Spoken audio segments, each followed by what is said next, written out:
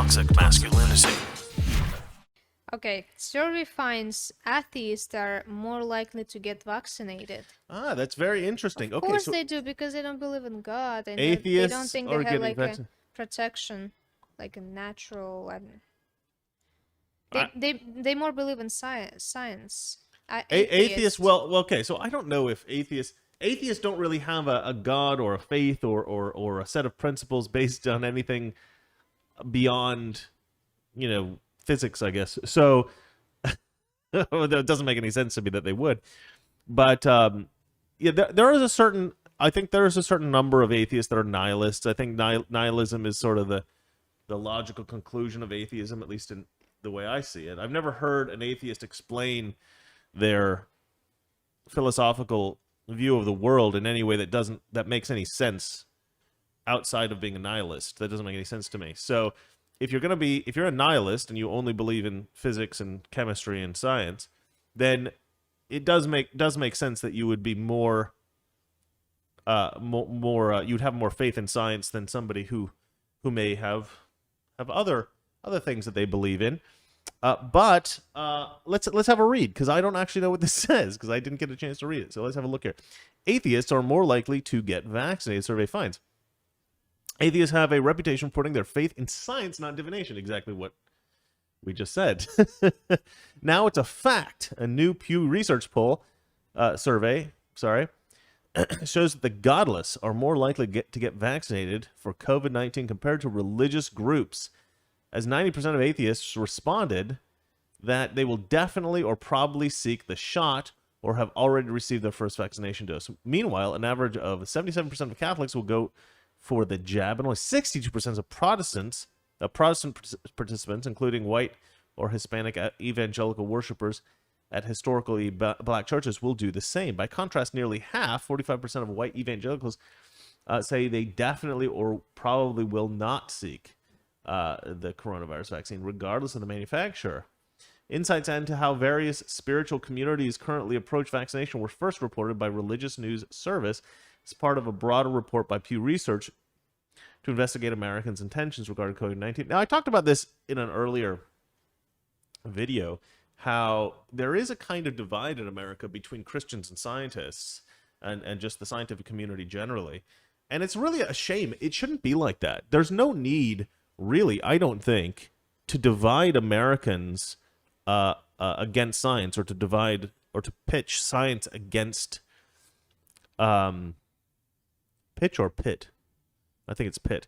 To pit scientists in the scientific community against Christians. I don't really know why that happened, except that there was a kind of reluctance, I think, in the early 20th century for Christians to accept the evolution of man as an answer to how man was created, because they thought it was it contradicted, the divine origins of man by God. And because of that hesitance to believe that, some scientists decided that, well, Christians are stupid. And there was this really vicious lashing out against Christians and people of faith throughout the country.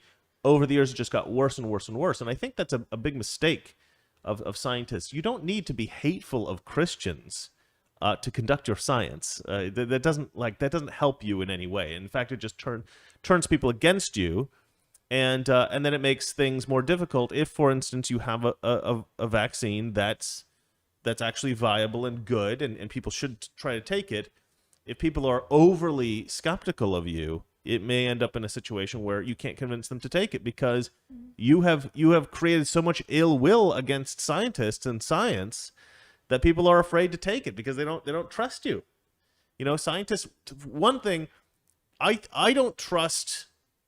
It's harder for me to trust atheists. I wouldn't say I don't trust atheists at all, because a couple of my best friends are atheists.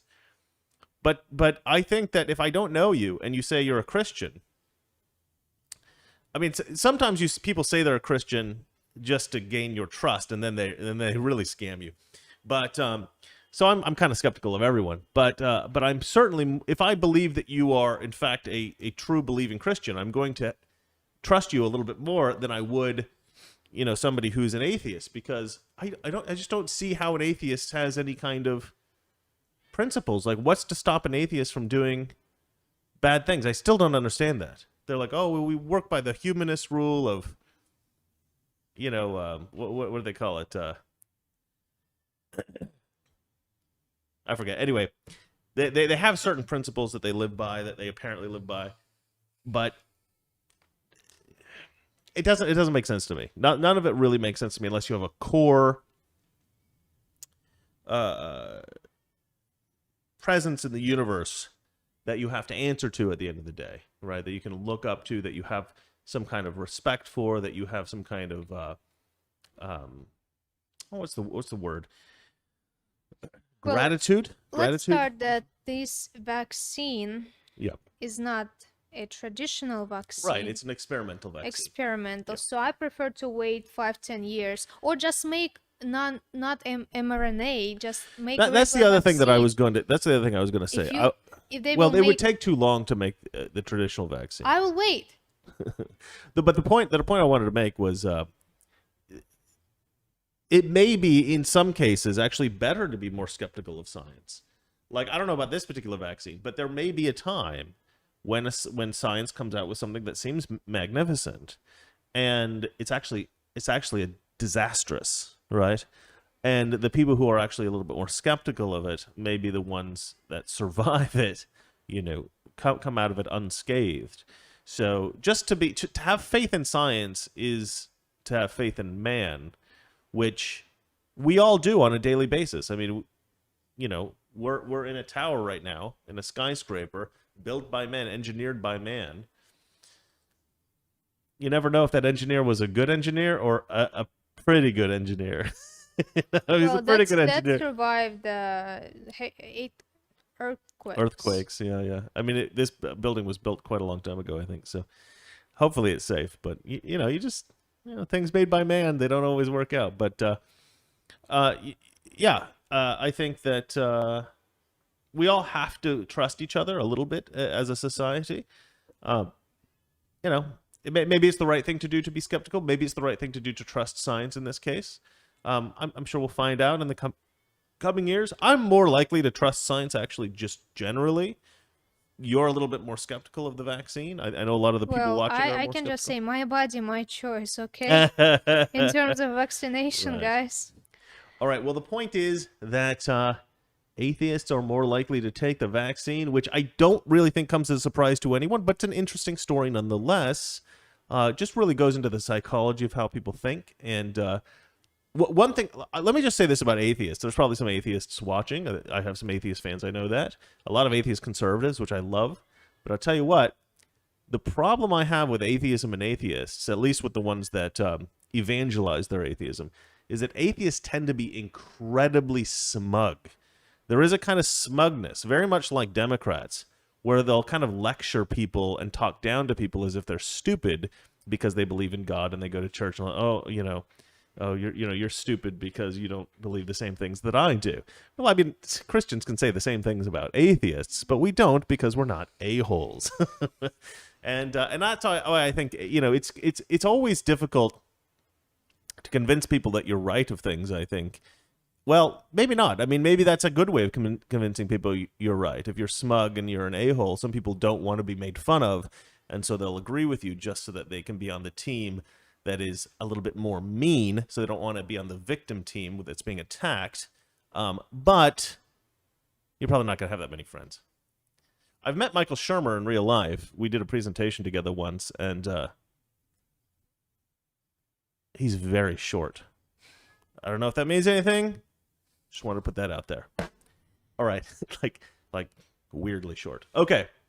Next story. Americans are not confident in Biden's mental condition. Oh, yeah. really? I read this headline, but I didn't read the article. Even his dog is not in a good mental I condition. know, the dog. Toxic Masculinity. Weekdays, 9 p.m. Eastern, 6 p.m. Pacific.